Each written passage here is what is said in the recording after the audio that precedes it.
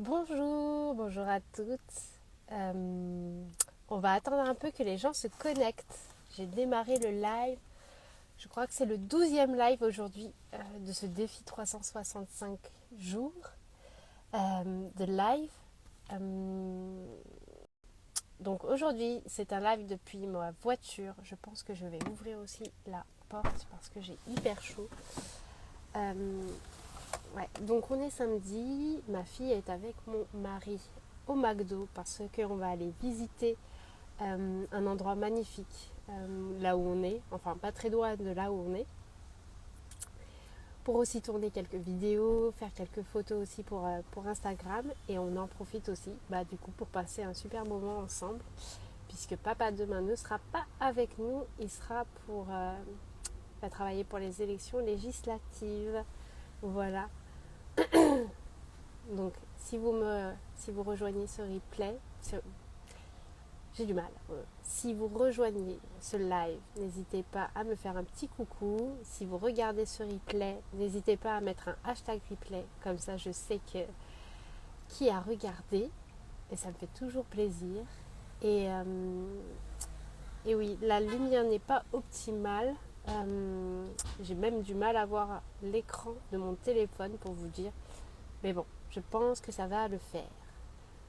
Aujourd'hui, j'avais envie de vous parler d'un sujet qui me tient à cœur et que l'on sous-estime énormément. Euh, Encore hier en coaching avec une maman, j'ai vu ça et je le vois, enfin je le vois beaucoup, je le vois tous les jours. Et moi aussi j'ai minimisé énormément l'impact de ça. Ce que je veux vous dire, c'est que vous n'êtes pas votre histoire. Votre histoire ne vous définit pas. Votre histoire ne définit pas qui vous êtes. Vous pouvez avoir subi des abus sexuels, vous pouvez avoir eu un père alcoolique, une maman alcoolique, des parents peu présents pour vous, avoir vécu la pauvreté, avoir des parents qui émotionnellement n'étaient pas présents ou physiquement n'étaient pas présents pour vous. Alors attendez, je pense que le téléphone il va griller là comme ça au soleil. Je vais lui mettre une petite protection. Voilà, en espérant que... Ouais, ok. Donc, vous n'êtes pas votre histoire. Vous n'êtes pas votre histoire. Votre histoire ne vous définit pas. Ça ne définit pas votre valeur. Ça ne définit rien. Ça ne définit rien. Euh, Ce n'est pas parce que vous avez été timide des années que vous êtes une timide. Ce n'est pas parce que vous avez été faible des années, ou en tout cas que vous vous êtes perçu faible des années, que vous êtes faible. Rien de tout ça. Absolument rien de tout ça ne vous définit. Ce que vous avez vécu ne vous définit pas. Ce que vous avez... Pardon, ça s'est coupé. Je disais, ce que vous avez créé comme image de vous à partir de votre histoire n'existe pas. Ça ne vous définit pas. Il faut savoir qu'on est tous et toutes puissantes, qu'on a tous et toutes cette puissance intérieure, qu'on a tous ce feu en nous, qu'on a tous cette capacité à dépasser, à dépasser les challenges qui arrivent dans notre vie. Et quand je dis dépasser, ça ne veut pas dire surmonter ou faire en sorte que les choses ne nous impactent pas, que ces challenges ne nous impactent pas. Des fois, il faut savoir aussi accepter ce qui arrive dans notre vie et tout simplement s'adapter. S'adapter en fonction de ce qui arrive dans notre vie. Parce que on a tous des plans, on a tous des plans dans notre vie. Et le but de la vie, c'est que nos plans ne se réalisent pas au moment exact où on l'avait défini. C'est la vie en fait, c'est tout simplement la vie. On ne peut pas prédire les choses. On est créateur de sa vie, mais il y a aussi l'univers qui participe et qui peut aussi chambouler pas mal de choses. Donc, il arrive que les choses n'arrivent pas au moment où on le veut, où on le souhaite, ou qu'on a des choses qui arrivent et qui sont et qu'on aurait ne pas aimé avoir à ce moment-là, parce que ça nous met dans un état émotionnel difficile, ou ça nous fait prendre du retard sur certaines choses qu'on aurait aimé à ce moment-là faire. Mais il faut savoir aussi accepter les choses. Il faut savoir aussi manœuvrer, œuvrer avec ces choses-là qui arrivent. Par exemple, hier, vendredi, avec le live de Jessica, le live a coupé plusieurs fois. Au bout de 10 minutes, alors qu'on avait super bien commencé, le live a coupé. Et il était impossible après de reprendre le live parce qu'on avait soit il y avait des coupures, soit trop de temps de décalage. Voilà, une catastrophe en fait, une catastrophe. Et pour vous dire, les 1 heure que j'avais prévues initialement pour faire le live, je les ai pris. Et en fait, je les ai perdus. L'ancien moi l'aurait vu comme ça. C'est du temps que j'ai perdu. Parce que entre le temps de se reconnecter, de relancer le live, de discuter avec elle pour voir c'était quoi le problème de son côté peut-être, ou le problème de mon côté. Et puis après la discussion pour voir si on pouvait décaler à une autre date et quelle date. Au global, ça m'a pris 1 heure. Donc c'est 1 heure que j'ai perdue.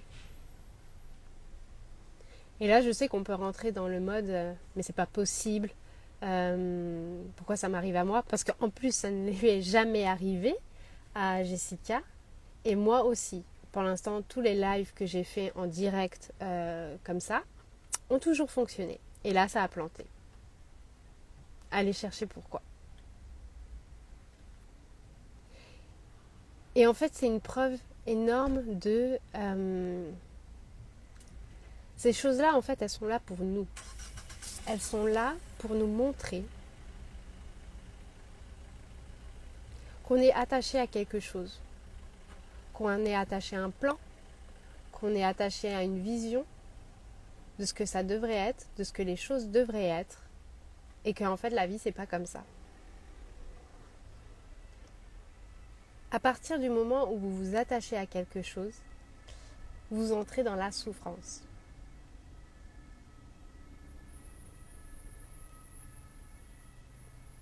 À partir du moment où vous vous attachez à un plan, au matériel, à l'argent,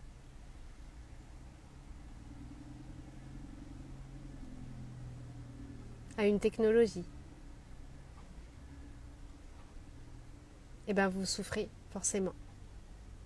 Parce qu'à un moment, forcément, ça va planter. Forcément.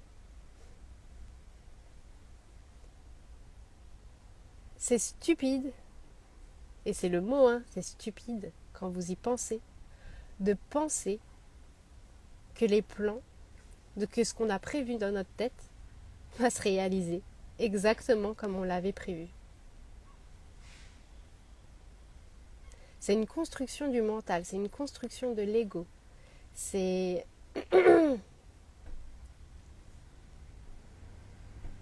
Et ça vient d'une peur en fait. Ça vient d'un doute de soi. Ça vient d'un manque de résilience. Ça vient de notre incapacité à accueillir l'imprévu, à notre incapacité à être résilient, notre incapacité à rebondir face au challenge, notre incapacité à accéder notre puissance intérieure en fait, à tous les moments.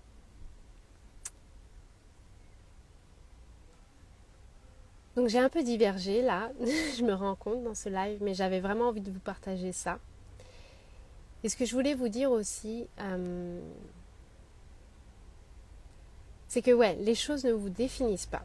Les choses ne vous définissent pas, votre histoire ne vous définit pas. Mais je vois énormément de personnes qui n'ont pas conscience de l'impact de ce qu'ils ont vécu sur leur façon de se comporter aujourd'hui et sur les pensées qu'ils ont aujourd'hui. Les pensées, c'est pas vous. Les pensées, ça vient de votre histoire.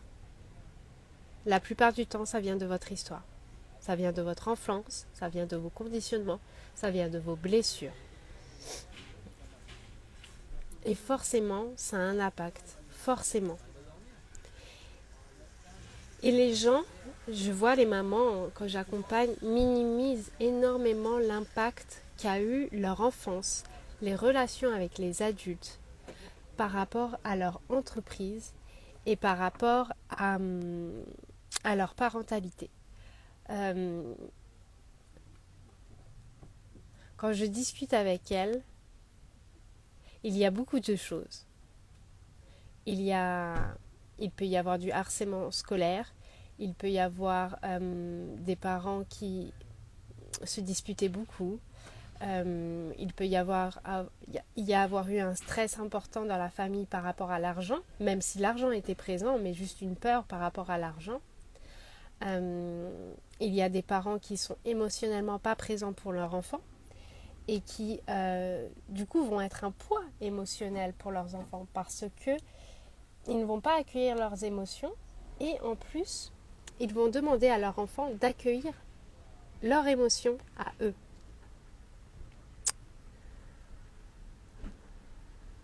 Et tout ça c'est un poids parce que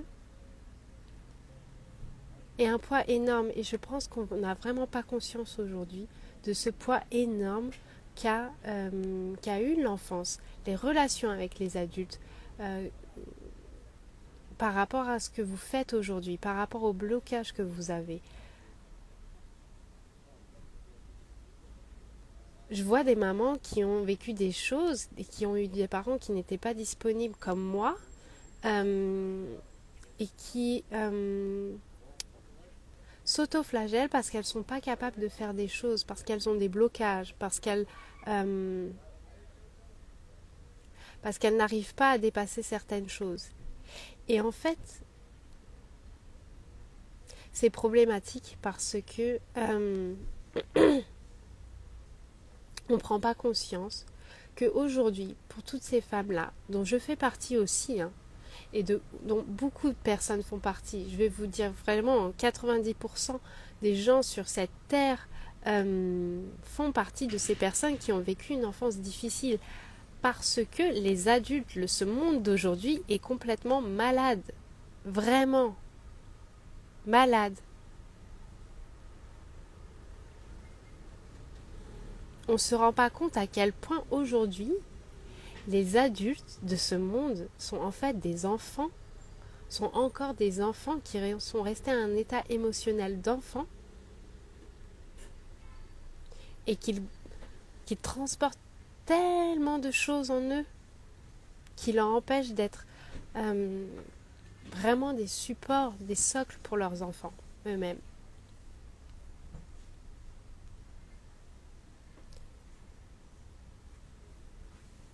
Donc c'est important que vous preniez conscience de ça, qu'aujourd'hui vos blocages, ce n'est pas votre valeur. Si vous avez des blocages, ça vient d'autre part. Ça vient de vos pensées, ça vient de vos blessures, ça vient de vos conditionnements, ça vient de votre inconscient. Il y a quelque chose dans votre inconscient qui vous empêche d'accéder à votre puissance intérieure. Mais vous devez savoir que le véritable vous, c'est votre puissance intérieure.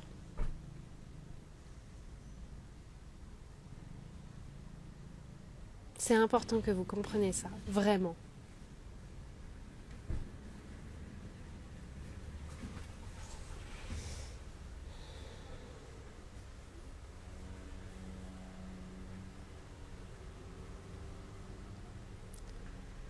C'est important de comprendre que le monde d'aujourd'hui est malade, que la façon d'élever aujourd'hui nos enfants est malade.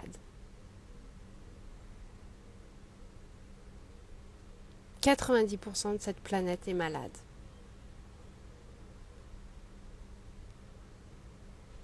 Et je pèse mes mots, c'est peut-être même plus.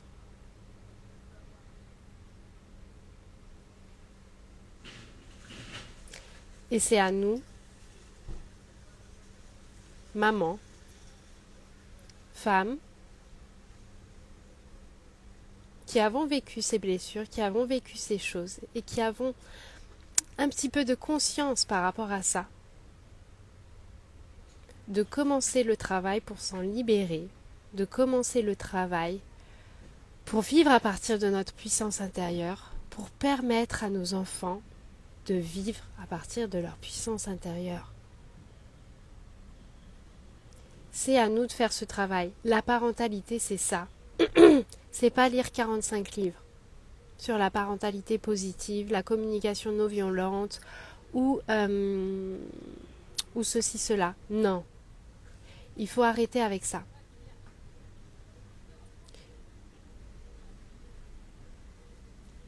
Il faut arrêter avec ça. Vous n'avez pas besoin de plus de connaissances, vous n'avez pas besoin de plus de compétences.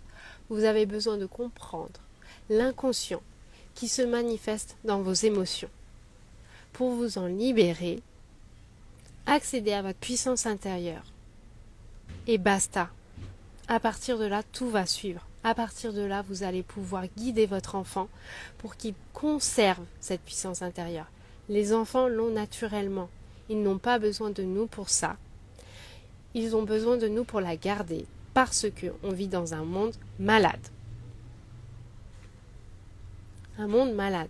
Moi, ma fille va à l'école Montessori et je le vois. Il ne faut pas croire que dans les écoles Montessori, c'est la bienveillance à tout bout de champ. Non. Ce sont aussi des personnes inconscientes, à un certain niveau.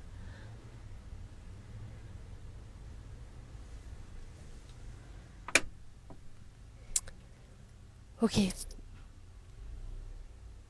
J'ai une voiture qui se gare à côté.